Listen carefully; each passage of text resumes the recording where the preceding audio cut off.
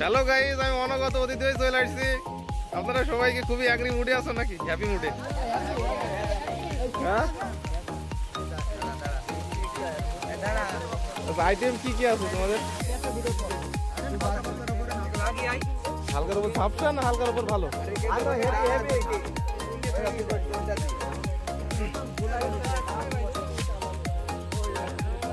ওইভাবে করছিলাম।